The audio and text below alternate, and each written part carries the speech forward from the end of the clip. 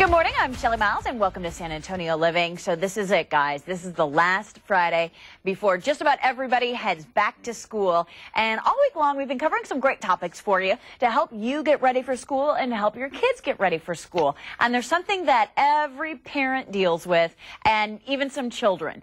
Back to school anxiety. Whether you're sending your kids off to the first school or even to college, you've probably dealt with it. And children, they often get a little frightened, freak out just a tiny bit about going to school for the first time or even changing schools. So how do you deal with it? Well, we wanted to see what some San Antonians thought. So we headed out downtown and talked to a bunch of different people, asking them how they deal with anxiety. I'm a little hesitant because he is my last one. He's my baby, and I'm not ready for him to leave the house so soon. I had, two other ones to keep me company, so I did fine. All right. As each one has gone into school, it's gotten less and less. It hasn't been as hard for me. It wasn't easy. We left and went home and just sat and looked at each other. We didn't want to leave him. He didn't want to leave us either. We had to give him a keychain with our pictures on it so he could take it with him and look at it when he got sad. More or less just wait around till it's almost time to get out, then we'd rush up there and be the first in line to get him. Are you going to pick him up straight? Fine, first grade fine. Second grade he just flipped out. Hold on to my legs, turn my shirt off and let me go. It's pretty bad. How did you deal with that? I just had the good old-fashioned whoop whoop spankings. I talked to him at first and he said it would be good and try to punish him. Didn't work out either, so that was the last option. I had to give him a couple of good ones. It's tough for him. I mean, when he would leave, I'd leave in tears, actually. I felt bad leaving that way.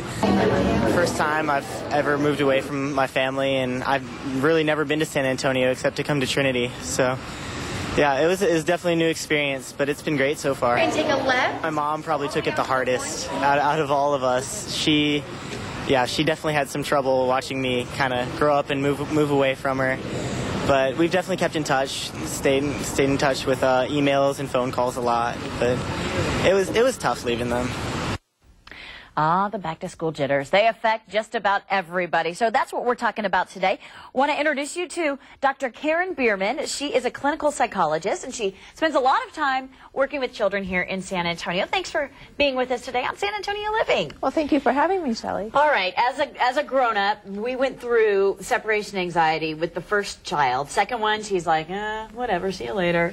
So it varies from parent to child to other child. What do the kids tell you when they talk about anxiety and going back to school? What are their feelings? I think they're most concerned about their routine being disrupted. Like if they've had fun in the summer, sleeping late, staying up late, and doing fun things like going to SeaWorld and Fiesta, Texas, and now they have to be in a routine and away from mom. Yeah, and what about the first time you send the kids off to school? Because kindergarten, we went through that 2 years ago. That was a huge change in my daughter's life. But I think we approached it as excitement, and I think that really helped her out. It's something to look forward to. Exactly, because school is something to look forward to, especially when you're little. It's a whole lot of fun. Yeah. Well, we want to let everybody know that we're taking your calls this morning, 470-5444. If you've got a question for Dr. Bierman, you can give us a call, and we'll try to answer it here on air. And we've got some great tips for managing those back-to-school jitters. We're going to kind of work through them one at a time. Hopefully one of them will help you. The first tip you say, Dr. Bierman, is create a routine or ritual for getting ready for school in the morning. Why is that important for kids? Well, kids need to know what to expect next, and they respond well to routines and limits. So, a certain time that they get up, what they need, brushing their teeth, getting dressed, whatever they have for breakfast, what time they leave the house. They do. They like structure. And if you don't give it to them, they start begging for it. All right, tip number 2, create a routine for getting ready for bed at night. And why is nighttime important? Well, it's important that they get a good night's sleep and enough rest so that they can get through the school day. And then, again, knowing what to expect if they have their bath, at 8 o'clock and then lights out or story time and then lights out at 8:30.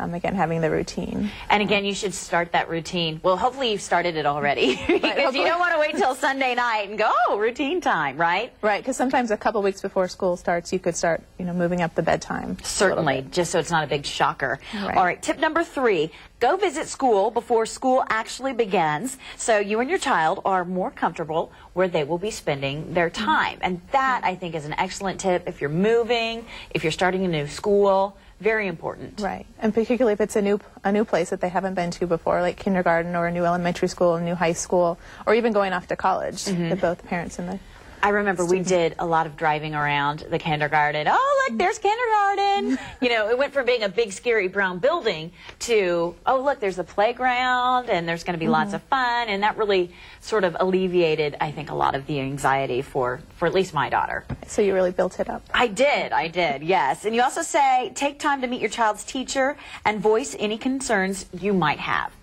That's important for everybody, right? Right, just so you know who your child's going to be with, and then if you have any special concerns. And with you email, can voice them. it makes it so much easier these days. All right, now here's some tips for parents. Now, parents, when you guys get together, it's great to talk about these things, to get some ideas about what other parents do. Tip number 1, talk about your feelings and concerns with a friend or another friend. Why is it important to discuss us adults? Well, that's the best way to, one of the best ways to reduce anxiety is to talk about it and have social support and get tips and ideas from other parents or friends. Have you heard any good tips, you know, being a child psychologist? Does that help you? What do the kids give you any tips? I learn a lot from kids. I probably learn more from them than adults. Yeah. But that, you know, they're really creative and they come up with funny ideas. I bet they do. I bet they do.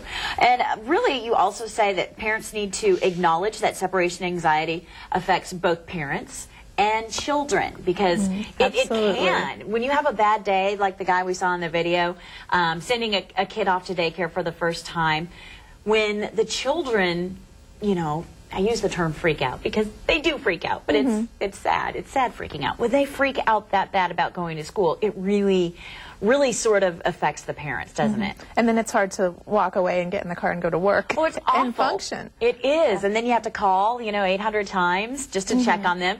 But it is true. More often than not, the minute you leave, they are stop. Okay. And that's what parents have to get through their heads. Another tip, sometimes a child may feel more comfortable if they can bring a favorite stuffed animal or a token. Also a tip that one of the ladies in the video gave us. I liked that tip that she had with the keychain with the pictures so that the child could look at it. Yeah, but something physical to hold on to. Sure. People do little pictures, maybe a little special necklace if you've got a daughter, or a bracelet or something like that.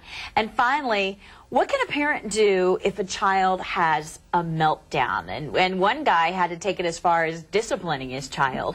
But what's the basic steps that you should take? I mean, have a routine. Like if you're going to walk them into the classroom, like greet the teacher and then leave. I mean, there's there could be 5 minutes of, you know, if it's daycare, they could spend 5 minutes with them and then leave. And put a limit to it. Don't let it turn into 10 and 15, because the child will keep crying, thinking that you'll stay. And how long do you have to keep trying that? Because say it's every day, and I think this happens, it's very rare, but every day, a whole week has gone by, and every time you take your child to school, they cry and they throw a fit. On that 5th day, as a parent, you're about to have a meltdown. At that point, should you start disciplining, or do you still try and coddle them? You need to just stick to your limits, and then if it doesn't resolve after a couple weeks, you might want to see a child psychologist so that the child can learn some relaxation techniques in that environment and talk about it with a professional. If the child by nature is, you know, a little bit clingy, are there some techniques that we as parents can use with the children to help them relax a little bit? Right, some simple anxiety or relaxation techniques like deep breathing, you know, counting to 5 as you inhale and exhale, counting to 10, having positive thoughts. And what age can you start things like that? How old do you need to be? I think probably about the age of 7, like the age of reason. The age of 7 is the age of reason. Ah, I'm there now. Phew, all right, we've got another caller. Robert, good morning. You're on San Antonio Living. Do you have a question for us? How you doing? I'm doing great. How are you? Fine. It's just I have trouble. We're going to start school this Monday. I have my 4-year-old daughter. She's real excited about going and everything. And how do you separate yourself from your daughter when she's real excited, ready to go, and then all of a sudden she starts breaking down? Oh, so you have a little bit of the excitement, and then after that she gets scared? Yeah. Okay. What should you do in that kind of situation? I think, can you encourage her to talk about how she's feeling a little bit? Ask why are you scared, first of all? Right. What are you worried about? What's the worst thing that can happen? You know, I'm going to drop you off. And I like the last caller's idea of, you know, the child leaving. Although I guess at 4, you're probably going to have to walk them in. But just talk about the anxieties and then say, you know, I'm going to be back here at 3 o'clock or whatever time. to pick you up. This is what you have to expect. And Robert, give your daughter a little something special to take with her to school, maybe a stuffed animal. Since she's 4, probably headed into maybe daycare or early childhood preschool. Give her a little token to take to school with her so that she feels comfortable. All right. All great tips this morning. Thank you so much for coming, Dr. Bierman. If you'd like to get a hold of her, you can call her at 445-7324. You can also give her an email there. The address is up on your screen. Back to school Monday. It is right around the corner. All right.